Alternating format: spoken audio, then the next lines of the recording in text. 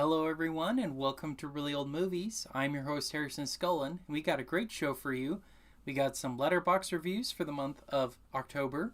We got some old movie news, an old animated short review, an old movie review, and some Halo. And so, with that, let's get the show started.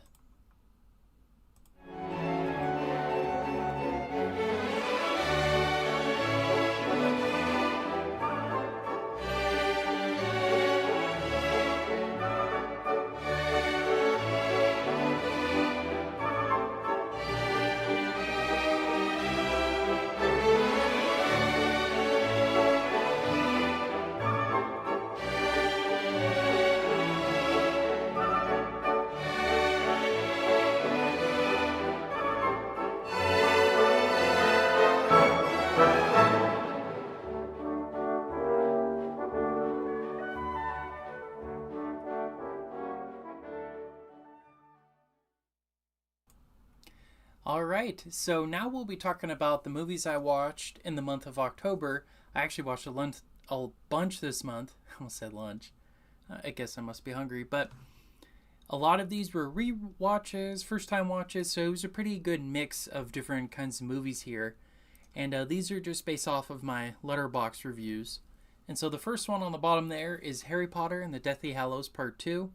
That was a rewatch. I've seen it a few times. 3 out of 5. I don't know about you guys. That movie seems to be getting worse and worse for me. At least for me, because I feel like the ending is so anticlimactic, especially compared to the other film, the previous film, Part 1. And I don't know, it just seems there's a lot of weird exposition and whatnot that doesn't need to be there. I'm just not the biggest fan of it. Okay, we got Wilkie's Movies and Music saying, hey all, how's it going, man? But anyways, that's Harry Potter and Deathly Hallows. Next film I watched was The Mummy's Ghost. That was a film I reviewed for the podcast. And let me tell you, man, I haven't liked a single mummy movie from the Universal Monster movies. The only one I've really liked is the 1999 Brendan Fraser one. I don't know what it is. I just think these terrible sequels in the 40s just aren't for me. They're just not good at all. And so, 2 out of 5. Like the casting is terrible, the acting's terrible, but also the costume is just not as good as the Boris Karloff one. And that one's barely in that movie too. So yeah, I don't recommend this one. Okay.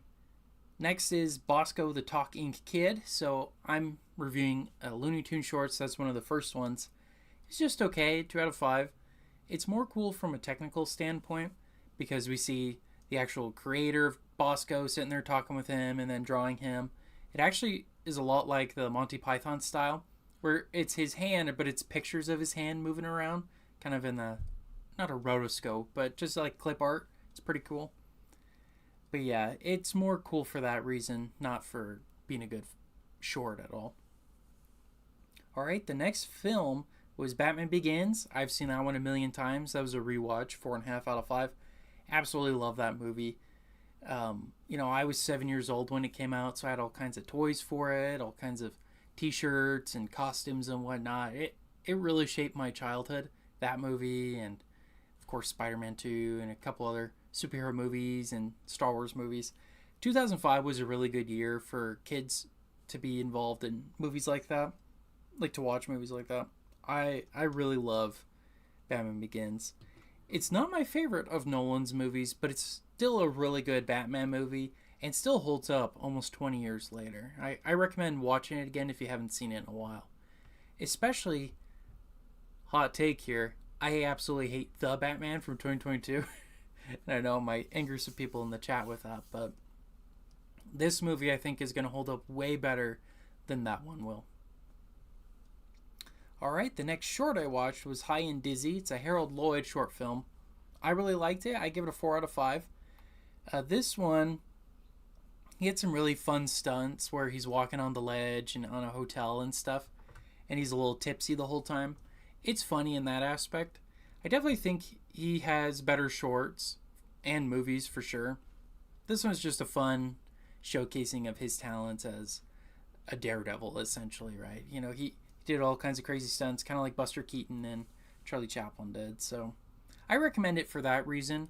But if you want to see a really, really good one by him, I recommend, uh, what's it called?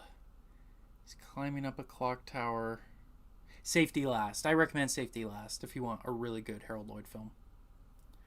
All right, the next film was Hamlet from 1948. I gave it a 4.5 out of 5. I absolutely loved it. Laurence Olivier is magnificent in this role. You know, I've never really seen Hamlet. I read parts of it in high school, but this was my first time seeing the whole story. I loved it. The camera work was amazing. The acting was amazing. You know, there's a lot of amazing stuff in it. A lot of weird stuff too, but that's just in the Hamlet storyline. It's a little weird that he kisses his mom on the mouth. I'm not a big fan of that. But again, that's Shakespeare. I don't think that's necessarily the filmmakers. And I actually thought in the beginning of the film, or I guess in the beginning of the play, his first soliloquy to the audience, I actually think is way better than the To Be or Not to Be. That's a hot take. I don't know, just something about the way Laurence Olivier was delivering it and the way the dialogue worked and just the structure of it, I like a lot more than To Be or Not to Be. But that could be just because To Be or Not to Be is very famous and you hear it all the time, almost to the point where it's kind of annoying hearing it. But I digress. I recommend checking out this one. Now I'm looking forward to checking out Richard III, Henry V, and he did a couple other, I think that was it that Laurence Olivier did, but I'm looking forward to checking out the other Shakespeare films he made. Okay, the next film was The Bat from 1926. Gave it a 4 out of 5. I liked it. So this is a silent film, and shout out to Ben Modell, who his company Undercrank Productions helped release this disc on Blu-ray recently. You could buy it right now on Amazon. I don't think they've started shipping yet though, but I haven't gotten mine yet. But anyway, it was a fun movie. You could see where Bob Kane and Bill Finger were inspired to make Batman. This is a detective story. There's a guy in a bat suit. There's a bat signal. A lot of the stuff that's in the comics, of course. That's really cool. I think from that aspect alone, it's worth watching it just to see where these guys were inspired to make the Caped Crusader. But interestingly, the bat creature, he's actually the villain in the movie. He's not a hero. So I think that's interesting too. But I recommend checking it out. And I actually did a podcast with Ben Modell about that. So check it out in the bonus episodes playlist here on the YouTube channel. But yeah, I liked it a lot. 4 out of 5. All right, next was the short Congo Jazz. This is the next Bosco short. I'm going to be honest, I'm not a huge fan of Bosco. They were trying to compete with Mickey Mouse. You could definitely tell that, especially at this time in 1930. The animation style is basically the same. And, this story in particular reminds me a lot of a... which one was it? It's like Mickey's Castaway, I think it is. Where he's just talking to animals, and just the animated style is way too similar. Again, I don't know how Warner wasn't sued back then. And look, I love Looney Tunes. They're my favorite shorts, way better than Disney shorts, but come on. How on earth did they not get in trouble for that? And there's a short later on that I'll be talking about where there's a character who looks exactly like Peg Leg Pete from Disney. It's like, come on. So that's interesting. But anyways, Congo Jazz is not very good. He's just talking and singing to animals. There's no real story to it. It's more of a spectacle thing. This is one of the earlier ones. So they're still trying to figure out sound, still trying to figure out animation and syncing it. So it's not great. So that's why I gave it a 2 out of 5. All right, next was the Teenage Mutant Ninja Turtles Mutant Mayhem film. I gave it a 2.5 out of 5. So for work, we work a lot with the youth, and we had this movie showing just at an event we were hosting. And I was kind of casually watching it, I'll admit. I wasn't really invested in it. But that's because I didn't like it. I really did not like the movie at all. I don't like the animation style at all. I think it works for the Turtles. Because, let's face it, the Turtles, they're kind of ugly, they're reptiles, right? They're supposed to look kind of weird, but everybody else looked like the old classic Shupo animation style. I don't know if anybody remembers that for like Rugrats or As Told by Ginger or Wild Thornberries, kind of that era of animation, where just everybody just looks so ugly. All the people do. I'm not a fan of that, so it was really ugly to look at. And then there were controversies around it being woke and whatnot, with like April, for example, being race swapped and whatnot, and that was fine. The biggest thing for me was they tried to make her funny, and she just was not funny at all. And I don't know. I just don't like. It almost felt not quite nihilistic. That's a big critique I have a lot of modern films, but when you compare this movie to the 2007 Turtles movie that I grew up with as a kid, that one is action packed. It's action paced. They're working together, but they're also fighting and whatnot, like the Turtles are. I don't know. There's just better banter there. I just think people need to kind of leave the Turtles alone now, in the sense of there have been so many attempts to bring it back. There was the cartoon from when I was a kid in like 2005. That one was pretty good. But there was the one in like 2010 on Nickelodeon. There was and that was like CGI. There was the Flash animation one a couple years after that. There's this movie. Apparently there's going to be a sequel. And then the live action ones too. Like, there's just too much. I think what they need to do is figure out first what it is they really want to do with the Turtles and then stick to it. There's just too many different directions, too many different designs. It's hard to keep up with, and it's hard to latch onto it. Now, in the case of this film, it is definitely for the kids. Like, when I was watching it, the kids were laughing and, goofing off and whatnot. That's who it's for sure, especially this movie. So I'm hoping, there's rumors that there's going to be a Last Ronin film. I haven't read that comic yet, but I hear it's really, really good. My dad recommends it. So I'm hoping if they have to continue with, the Turtles, if they're going to do a sequel to this movie, they try to aim that more towards the kids, and then they'll do the Last Ronin as kind of more for an older audience. If they do that, I think that's fine. I don't know. We'll see. But yeah, I wasn't the biggest fan. 2.5 out of 5. Okay, the next film I reviewed for the channel was House of Dracula. I gave it a 2 out of 5. It's a terrible movie. Now, if I'm honest, if you put House of Dracula, House of Frankenstein, Frankenstein meets the Wolfman, just a few of these together next to each other, I don't know about you, I have a hard time telling them apart. They're really, really similar. Especially considering how so many actors were recycled and reused, whether in the same role, like the example of John Carradine as Dracula, or with not Bela Lugosi, Lon Chaney Jr., he's either the Wolfman, or he's the Frankenstein's monster, or he's, he plays all these different characters. He's actually Dracula in a movie too. They're just not good. I mentioned it earlier. I think stick to the 30s films for all of the monsters. I haven't seen all the Invisible Man, but I'm going to assume so with them as well. Just these 40s movies are not good.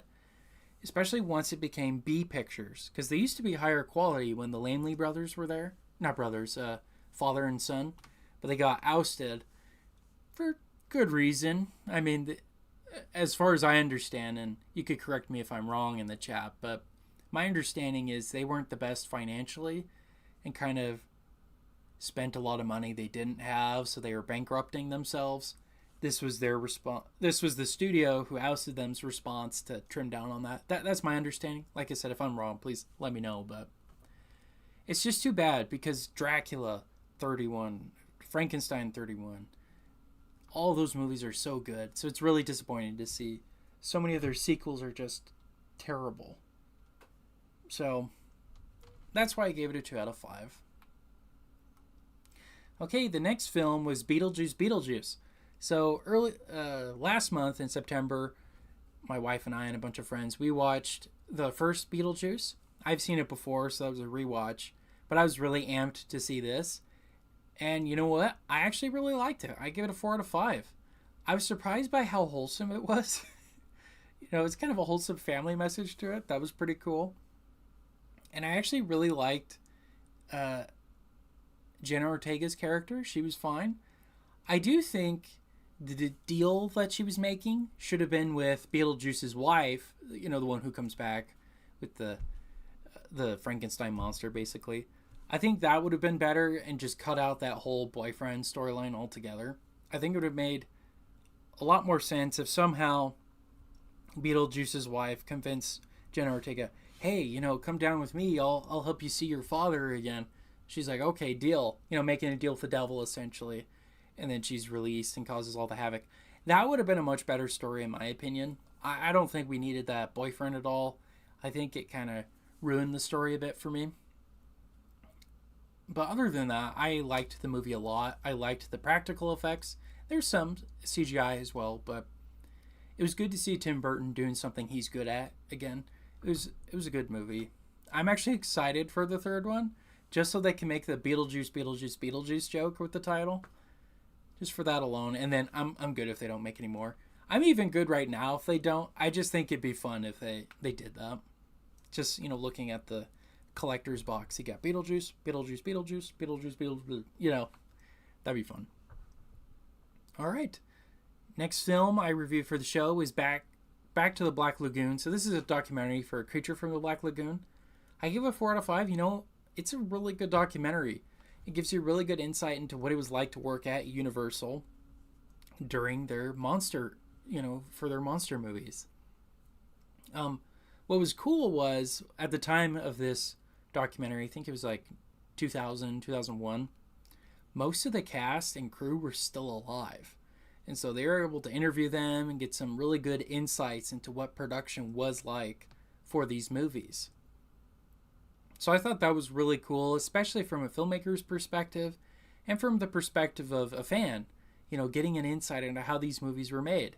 And they talked about like the different suits, the different props, the different actors that had to do different roles for the creature. There were some scenes that there was a really tall guy walking around. There were some scenes it was a short guy swimming in the water and another guy swimming in the water. So they had several actors who played the creature from the Black Lagoon. So that was really cool. And I gave it a 4 or 5. It was a good documentary, and it's on the DVD for it. I don't know about the Blu-ray probably on the Blu-ray collection. Not sure about the 4K though, but it's a good documentary. Back to the Black Lagoon. All right, the next film was The Dark Knight. This is a rewatch, 5 out of 5. I'll keep it short so we could kind of move on from Letterboxd here, but I love this movie. It's one of my favorites. I think it's a masterpiece and one of, if not Christopher Nolan's best film. It's also just a really good Batman movie. I love the tension. I love the idea of Batman trying to decide, what's the right thing to do to stop the Joker, right? Should he turn himself in or should Harvey Dent, be the hero that Gotham needs, right? I love that dynamic there. And I feel like it's sorely missing in that The Batman from 2022. I'm going to keep bringing it up because I hate that movie. I mean, 3.5. It's not a terrible score. I just, compared to this, these are so much better. They just are. They're not the most comic book accurate. I will give you that. I think the most accurate, at least just from my little reading of the comics and whatnot, I actually think the most accurate is probably the animated series and maybe the Justice League cartoons. That's probably the closest we're going to get.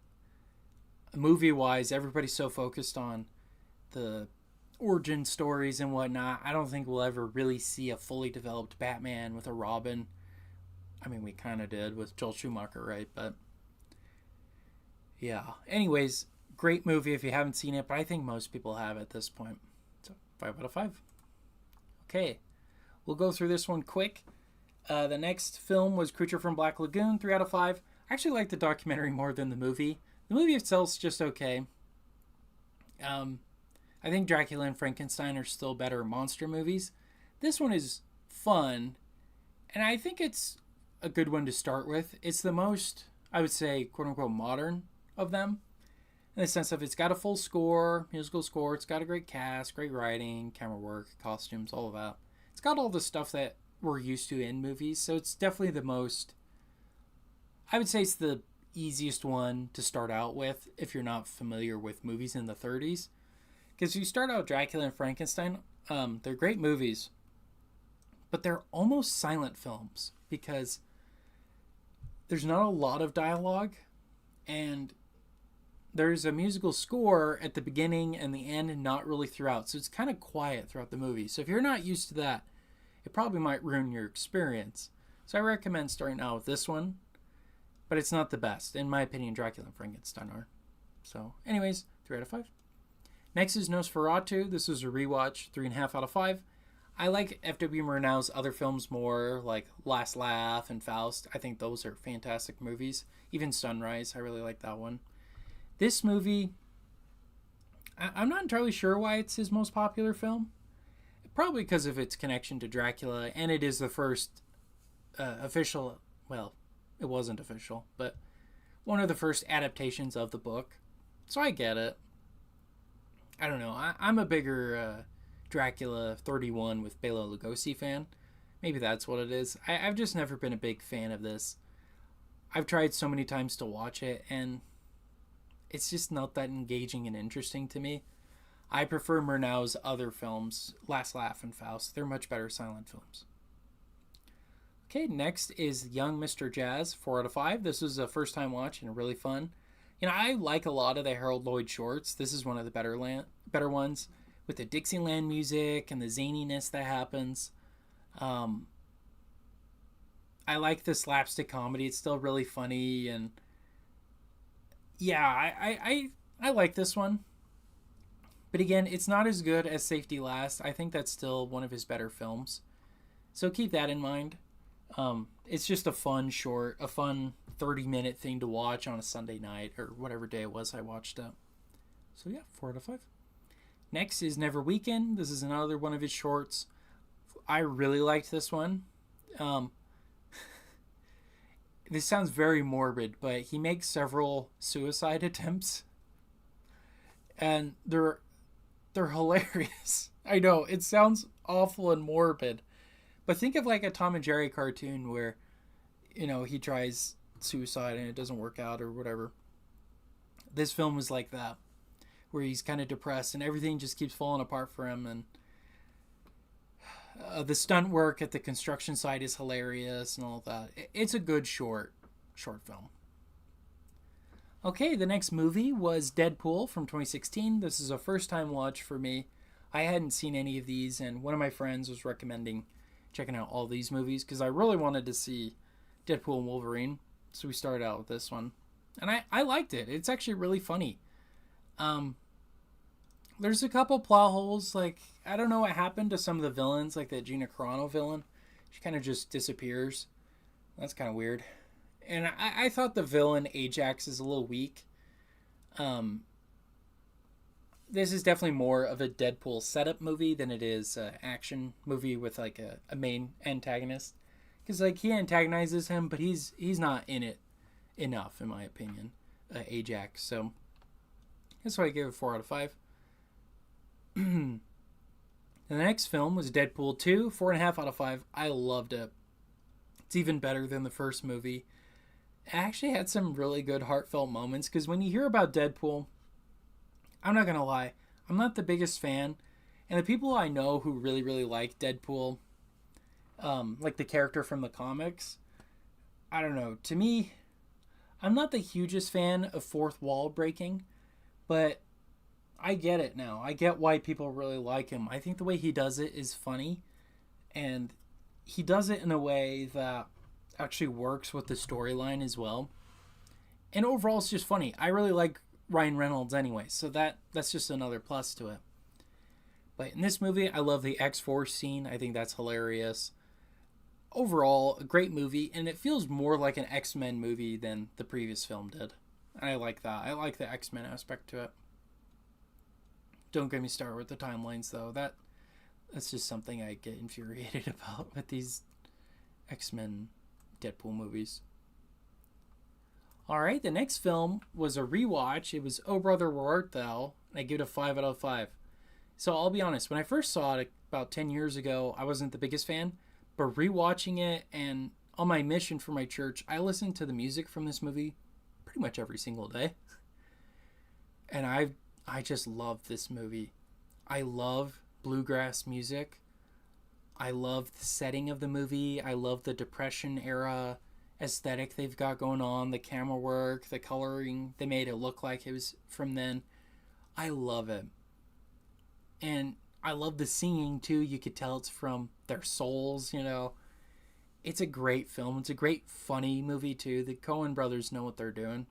It's definitely a weird movie. It's not going to be everybody's cup of tea, but I really like this style of music. I like this era too. You know, I like old movies, so it kind of fits in all of that. And apparently, the movie title comes from another film. I can't remember which film, but from the 40s. And I want to watch that movie now, so I could kind of have the connection there. But anyways, great movie. It's definitely for a person like me who likes this style of stuff. It's not for everybody. Okay, the next film, Ghost of Frankenstein, 3 out of 5. It was good, but stick to Frankenstein, Bride of Frankenstein, and Son of Frankenstein, even though I don't really like Bride of Frankenstein. But stick to those movies. They're better. This one, again, it's like those other 40s ones, just not good.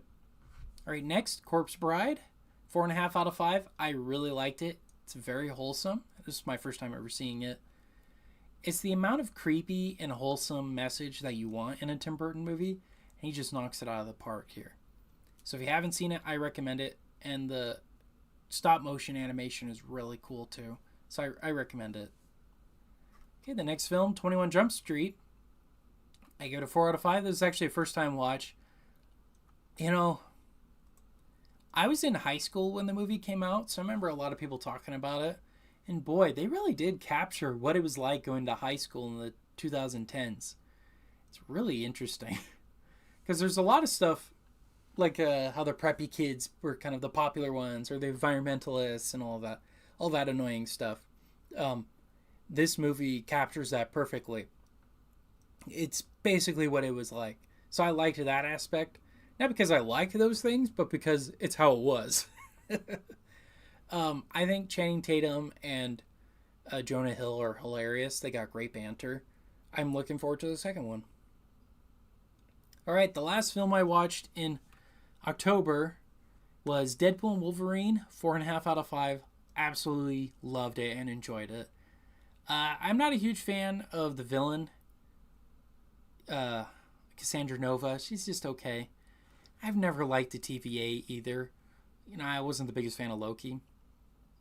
They're kind of an annoying nuisance into the MCU overall with the whole multiverse saga, but this movie talks about that. It talks about how it hasn't been a success and hasn't been good. But other than that, I love Deadpool and Wolverine together on the screen. They're great buddy cop type storyline. I really liked that. It's a really, really fun movie. So yeah, 4.5 out of 5. Okay, so those are the movies I watched this month. Let's move on to some disc reviews of films that are coming out in the next few weeks here. Okay, so this is the I Walk with a Zombie and the Seventh Victim collection from Criterion. They're selling it right now for $47, and it just came out a few days ago, or maybe a few weeks ago. A few weeks ago, excuse me. I recommend checking it out. Because these are, you know, Criterion does really cool releases, so I think it's interesting that they combine these two movies. I've yet to see I Walked with a Zombie, and I'll actually be talking about The Seventh Victim today. Okay, next from Kino Lorber. This is their Made in England, the films of Powell and Pressburger. It's a DVD, and it's coming out in a couple days here. You may not have heard of these guys, but you've definitely heard of their films. So you've got The Red Shoes, you've got, was that Black Narcissus? These couple other movies. Yeah. This is from Scorsese. Martin Scorsese brought these films together and to bring attention to them. He didn't make them, but those two guys did. This is from Cohen Media Group, which is basically a British Criterion, and Kino Lorber's doing the release of it. I recommend checking this out, especially if you've seen these movies. And right now it's for $15.96. Okay, the next film is White Christmas. They're releasing for the 70th anniversary this film on 4K. So I recommend picking it up. I really like this movie. It's one of my favorite Crosby films. It's also one of my favorite Curtiz films, other than Casablanca, of course. Michael Curtiz, that is. But yeah, make sure to pick that up. That's coming out in a couple days here. I think you could pre-order it on Amazon. And yeah, I really like the music in this movie. I reviewed it a couple of years ago for the channel, so make sure to check out my thoughts there. But I'm definitely picking this one up because I really like this movie. It's very beautifully colorful and lush, so I imagine it's going to look really good in 4K. All right, so now we're going to go to today's animated short review. Okay. Big Man from the North from 1931, according to its Letterboxd description, Bosco is a Mountie in the cold, snowy North. His sergeant demands that he gets his man, a peg-leg villain, wanted dead or alive. This is a fun short, and also a little weird though, because there's a character similar to Peg-leg Pete. So I gave it a 3 out of 5 for how fun it was. And you can find this toon on YouTube as it is in the public domain. Okay, so yeah, this short is fun. Like I said, it's on YouTube. But like I keep mentioning, I'm not a big fan of Bosco. He's too much like Mickey Mouse. But he's like the more annoying side of Mickey Mouse, where he's got a high-pitched voice and kind of annoying. I'm glad that over time, Warner Brothers kind of realized that and picked other characters. Eventually it's Porky Pig, and then Daffy, and Bugs, and all of them. So you're definitely in the beginning stages here when you're watching these shorts. So keep that in mind. Like, look at that. That looks exactly like Peg-leg Pete from the Mickey Mouse shorts. So that's interesting. Alright, but that's today's animated short review. So now I'm going to start recording here. So I'm going to do today's movie review. Alright, so today's movie review is The Seventh Victim from 1943. So here are some essential movie details. Tom Conway, who plays Dr. Judd in this film, he recreates the character he had in Cat People from 1942. In early drafts of the script, Conway's character was actually referred to as Mr. Siegfried. Film scholars believe that the character's name was changed to provide continuity between the two films, Seventh Victim and Cat People, and also to capitalize on the success of Cat People. Judd's character, however, had died in Cat People, calling into question the relation of the two narratives. So that's kind of interesting. I want to say he did another film with this character. I could be wrong, but he's played very similar characters, Tom Conway has. Alright, so now let me get into my thoughts on the plot. I gave it a 3 out of 5. I thought it was okay, not great.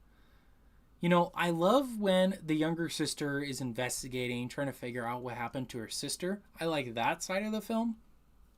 But once we get away from that and get into the weird satanic cult stuff, it gets a little weird. And the resolution of the story I'm not satisfied with, because they kidnap the sister, right? You know, the one pictured here who's been missing the whole movie. They kidnap her, the Satanist cult does, because she's betrayed them and all that. And they're like, okay, you need to drink the poison, you know, you need to die. And she's just like, no. Come on, you got to drink it. No. And then finally she picks up the cup, and then one of the other women there, she screams and knocks it out of her hand and starts crying. And then they just decide to let her go. And then she's gone after that. I don't know. It seemed there was plot elements that were missing. The movie's only an hour and 10 minutes. But that's pretty typical of B movies.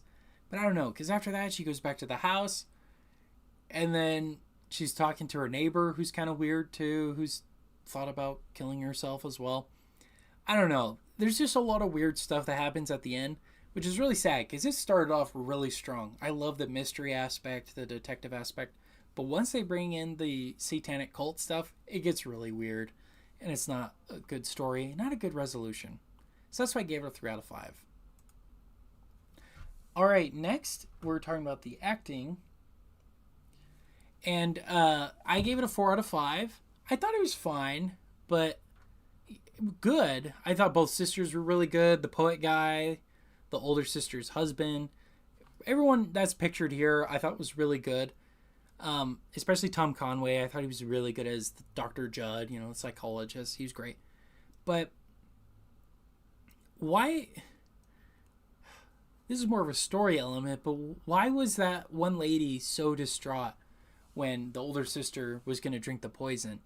You know, it was like weirdly distraught. I don't remember seeing her. She must have been earlier in the film too, talking about being a friend or something, but I must have missed that. But yeah. Other than that, though, these actors right here are great, and so I gave it 4 out of 5. Okay, directing wise, so Mark Robson, excuse me, he directed this film.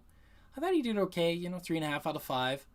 I wanted more of the mystery part and the mystery aspect and finding the sister, and I think a better ending would have been the occult people have the sister and they're interrogating her or wanting to kill her or whatever. And then her husband finds her there and helps get her out, maybe gets into a fight with some of the Satanist cult people. I don't know. But nothing really happens. So that's a little disappointing. When you watch a film noir detective story, you kind of expect kind of a shootout or something like that at the end. There's nothing like that here. And so I don't know if I could blame the director per se. Usually when I'm judging directing, I'm also kind of judging the studio as well, because they had a much bigger, I guess they do now too, but they definitely had a bigger role in these movies.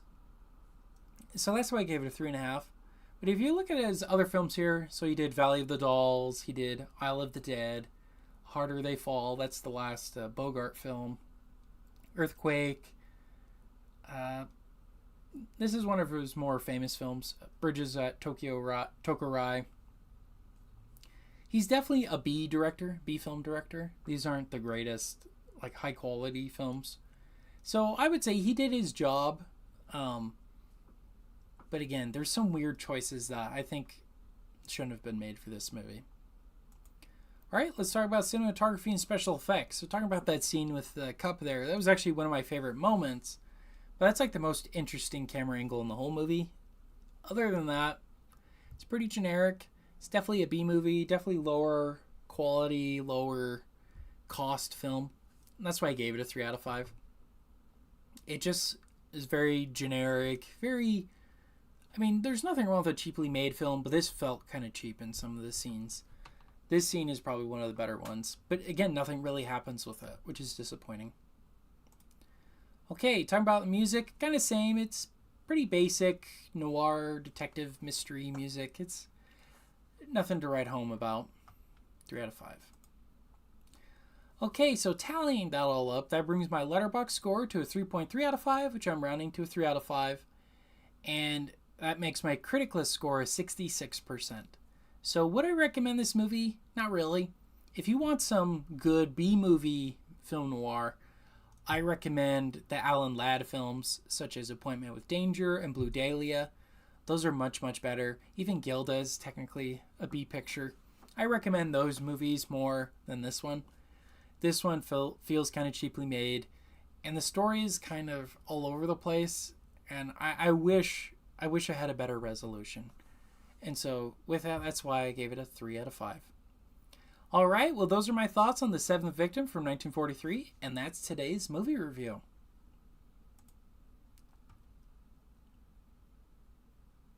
Okay, all right, so we got the recording stopped there. Let's bring this up. Okay, so let me turn single camera back on. So I'm feeling a little bit of Halo today. I'll go ahead and bring that up here. See what the chat says. Let's actually see how we're sounding right now.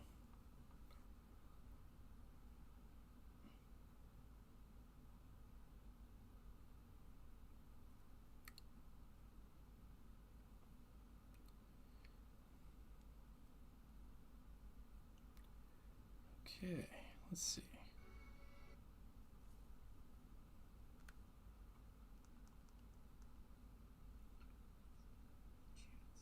Perfect. All right, so let's pull up some Halo here. Hope everybody had a good Halloween. I had a pretty fun one. I got to watch... Well, we watched Logan last night, but it was technically midnight, so that won't be until November. But That was a really good movie. I can't wait to talk about that. Other than that, I had a work event. Did some trunk or treating. That's pretty much all I did. My wife also had to work.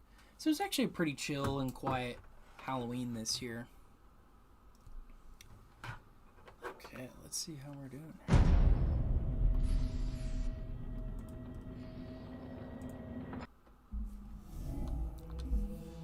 Okay.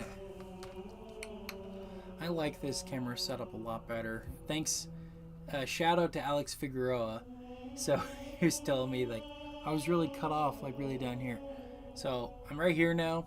I moved my VCR to the second display. So that should be better. So we'll see. My eventual goal, of course, is to get my nice camera set up again. I'm just waiting for the cables, and there's a battery thing that plugs into it that is a continual one. So it pretends to be a battery, but it's really plugged in. I'm getting that all set up too. So within the next month or so, maybe a little bit longer, I'll have all of that. All right, let's do a round of Slayer right now. Let's see how it goes.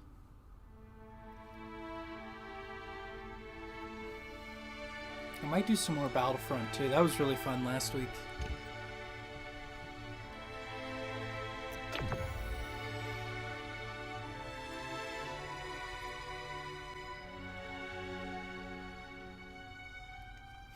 And I will have to dip out here before about 5 Pacific. So in about the next 40 minutes or so.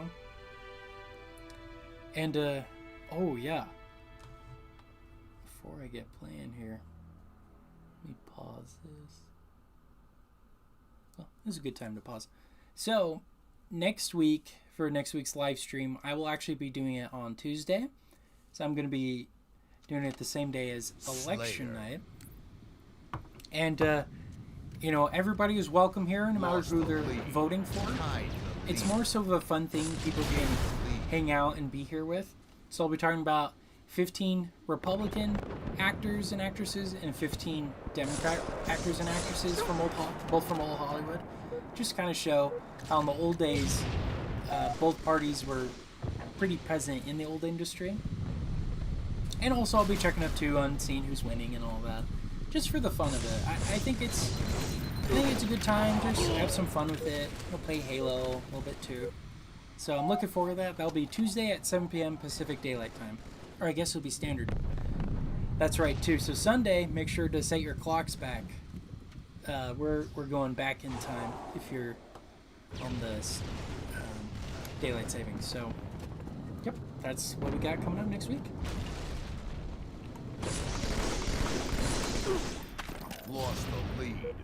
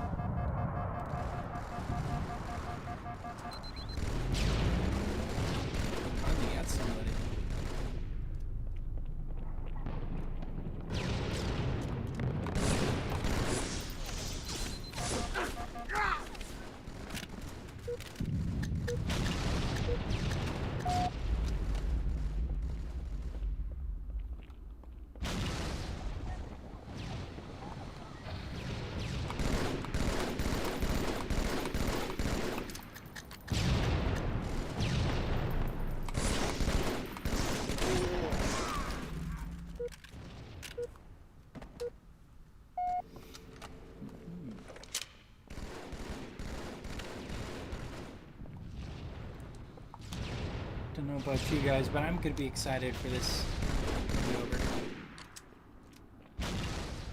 Not a Fed says I'd stay and hang, but I gotta hit the road. Just want to say hi and have a good weekend. Oh, thanks. You too, man. Have a safe trip.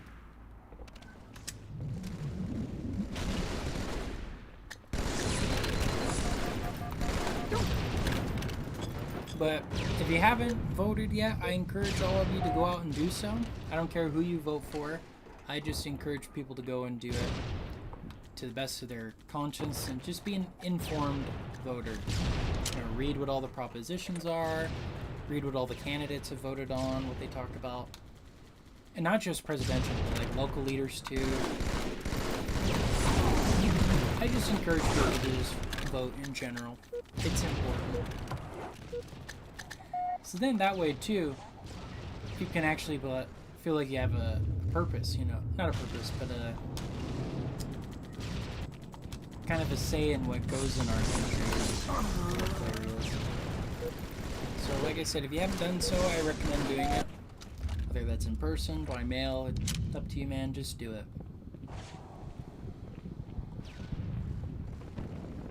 I'm gonna drop off my ballot soon. Tied the lead. Lost the lead. Tied the leader. Gained the lead. Ooh, it's close. Lost the lead.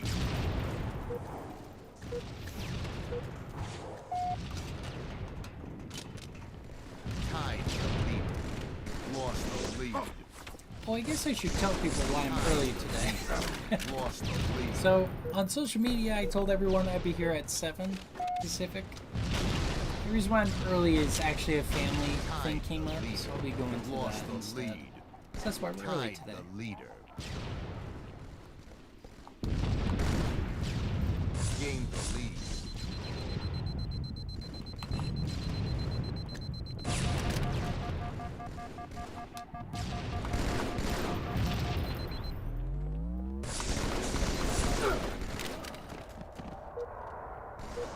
Oh, it's so Gained close. the lead. Game over. Yeah, let's go.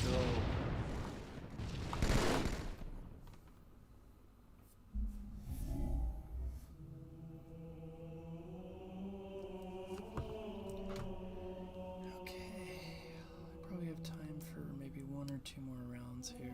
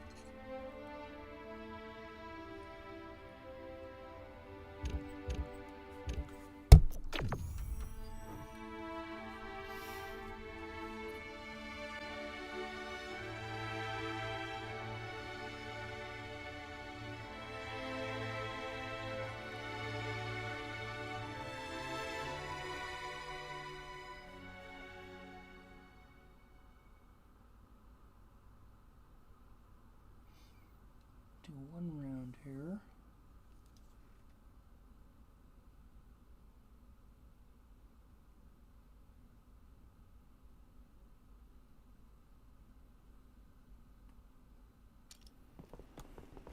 Slayer. This is a Halo 2 map.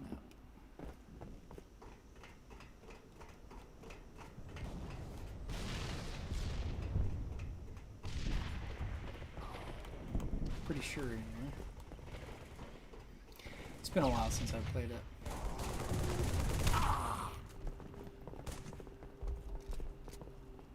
Gained the lead.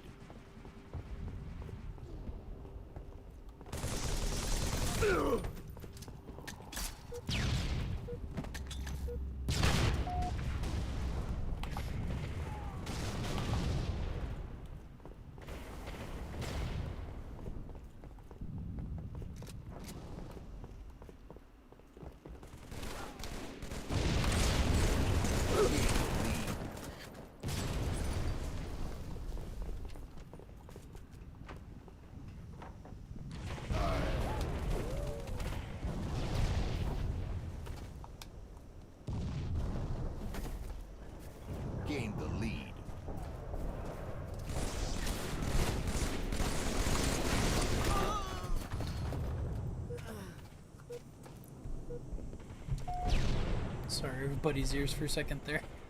Gotta move the mic. Okay, there we go. Right. Oops.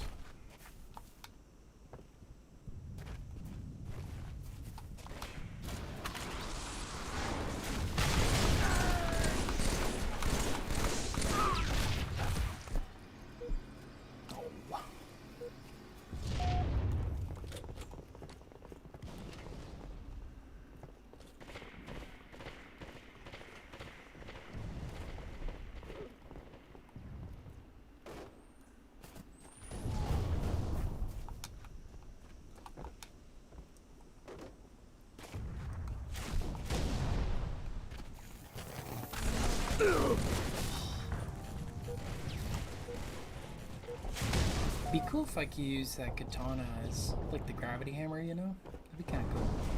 Gain the lead. I have one on the character's back, but it's cosmetic. It doesn't do anything. Be kind of cool though.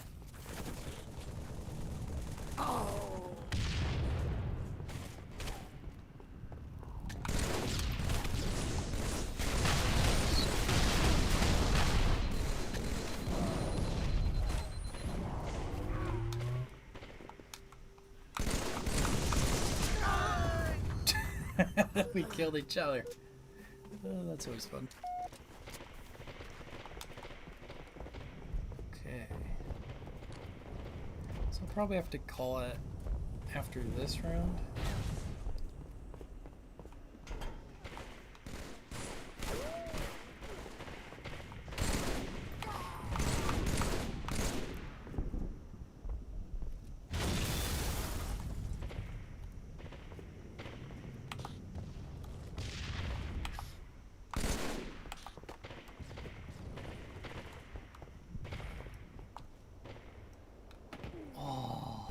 So close.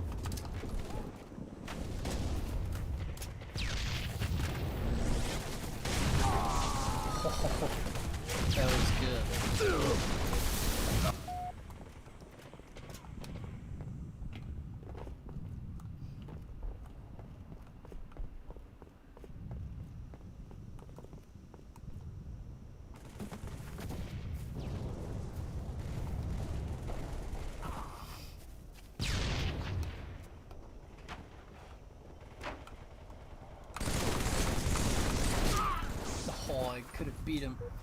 Oh.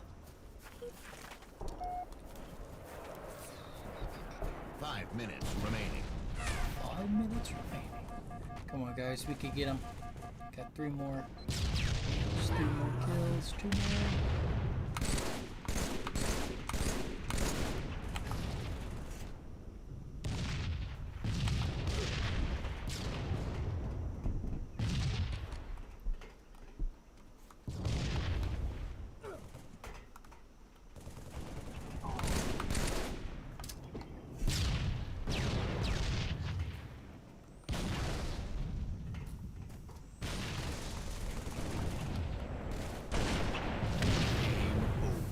Yeah.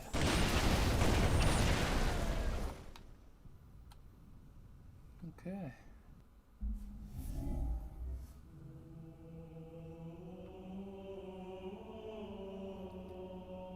Very good. Might have to call it there. Let's see.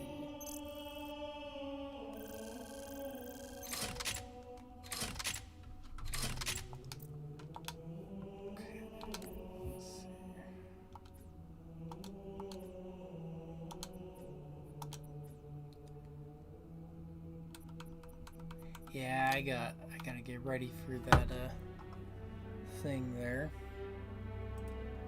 Okay.